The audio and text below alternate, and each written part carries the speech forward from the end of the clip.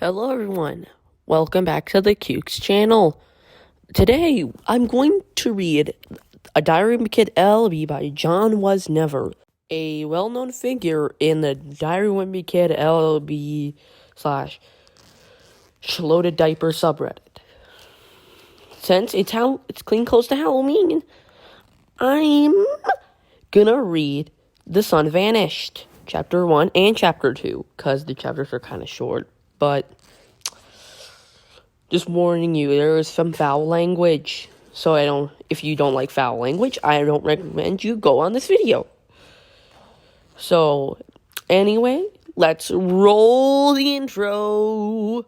But before that, I want you to like and subscribe. And then after you subscribe, say, I subscribed. In the comments section. And I'll try to heart as many comments as I can. And now, let's roll the intro, everybody.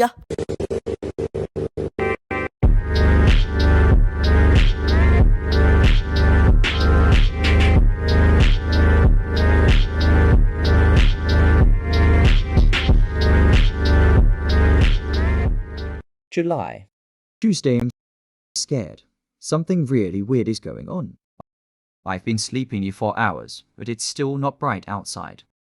I checked my clock and it's 1:25 in the afternoon. Gosh darn it, Roderick. If this is one of your sick pranks, I am gonna kick your ass. Not to mention it's really cold outside, so I got up and out of bed to ask Mom or Dad what the heck is going on. When I got downstairs, everyone was in the living room and staring at the television. Also, I forgot to mention that I was going to give a rating for each page. So, yeah, I'll do that. Starting with this page. Page 1, the score is a 7 out of 10. It's not that scary, but it sets a good atmosphere. So, yeah. Dad had his head down. Mom was holding Manny while crying, and Roderick just walked back into his room. I took a peek at the screen and I couldn't believe my eyes. There was chaos. The headline read, "The sun mysteriously vanished." I looked at Dad and asked him what we were going to do, but he just stayed staring at the floor and not saying anything. I knew I wouldn't get anything out of him. And Mum was still crying, so I instead went to Roderick. He was in his room and packing his things. I am leaving. Oh no! Rating or score is? Score is 5 out of 10. Oh no! What? I asked him what he was talking about, and he said it was his biggest opportunity to start a new life. He even offered me to go with him. But I quickly shot down that idea because I had my own edit. It was basically the end of the world. I could do whatever I wanted. So I'm gonna get Rolly, and we are gonna break into some stores, steal some valuable stuff, hit the road, and live the good life. It's perfect. This book is good so far. The bad thing is that I don't think Mum or Dad will take too lightly with my idea. So after thinking about it, I'm gonna sneak out. After packing some of my stuff, I called Rowley and asked if he wanted to join me. We can do whatever we want. Gotcha, bitch! No, Rolly. The rating is another 7 out of 10. It really surprised me though, because he said yes. I asked him why he said yes, and he said that his parents wanted to eat him if they ran out of food. So I told Rolly to pack his stuff and meet me at my house in my backyard. I snuck out through the back door and sat down. Hopefully Mom and Dad weren't looking for me. While sitting there for about 10 minutes wondering where Rowley was, I heard screaming near the street. So I went around the side of the house and peeked around the corner to see what I was looking at, and I saw some bright thing in the sky chasing a person down the street. When the light shines on him, let's just say it didn't look pretty. Rating is 8 out of 10. At least I know now that I need to stay clear from those things or I'm gonna have dire consequences. When I got back to my backyard, I found Rolly there with all his stuff. But that's not all I saw. I also saw Chirag, Fredley, and 2 other kids I didn't know the names of. I asked Rolly what the big idiot was, and he said that we might need some help. In our mission, I decided that I wouldn't let them go though, because they might actually be some good bodyguards. Rolly told me who the 2 kids were. One of them was Steven, and the other was Corey. Rating is 7 out of 10. I'm gonna have to keep an eye on them Twothor, because I don't know anything about them or why they even wanted to join us. I couldn't interrogate them though, because I could hear my MOM calling for me inside the house. So I just told them to follow me into the woods for now, because I remembered me and Rowley had our treehouse back there. This way. After a while, I finally found the treehouse. It took me a while to find because 1, it was so dark, and 2, because me and Rolly haven't been there in a very long time. The rating is 7 out of 10.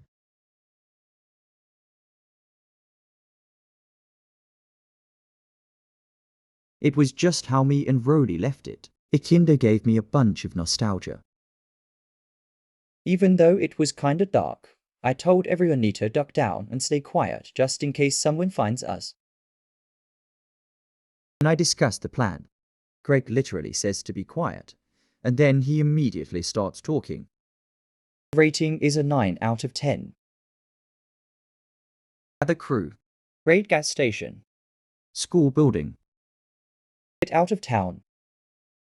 Curry asked me why I only had 4 steps and ended on get out of town. So I explained to him that this was only part 1 of our plan and we'll build more on the plan when we get there.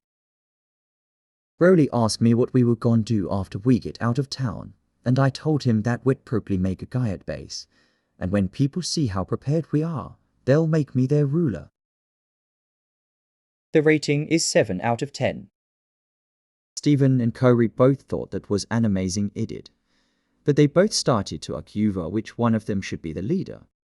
Fortunately, I quickly put a stop to that. I'm gonna be the leader. When we heard a stick crack, everyone fell silent. All I could hear was all OFU's breathing. I broke the silence and asked Rolly if that was him. He said no, so I shuffled around in my bag to see if I had a flashlight. My stomach dropped when I realized I left my flashlight on the top of my dresser bag at home. So then I started going through my bag again, but this time I was trying to find something I can defend myself with. Unfortunately, the only thing that was close to defendable was a Sorry, but I ain't saying that. So I looked at the others and asked them if they had a gun, or a knife, or even a buttock knife.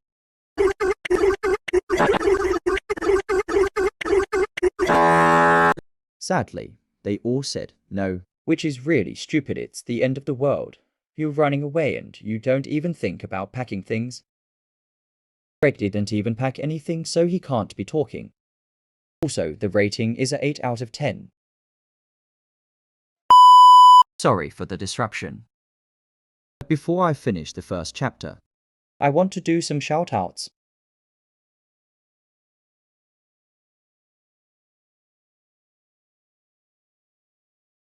Okay, back to the video. Also, I am only going to read chapter 1 because I want to release this on October 30th. Okay, back to the video. For real this time.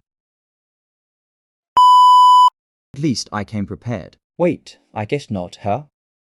He finally realizes. Anyway, I remembered how I was gonna use anyway, Steven and Corey as bodyguards, so I said that one of them had to go outside and investigate. Then they started arguing again, but this time they were even louder. Then I started thinking that bringing them with me and Rolly was a bad idea. Right before I was gonna stop them again, the scariest thing happened.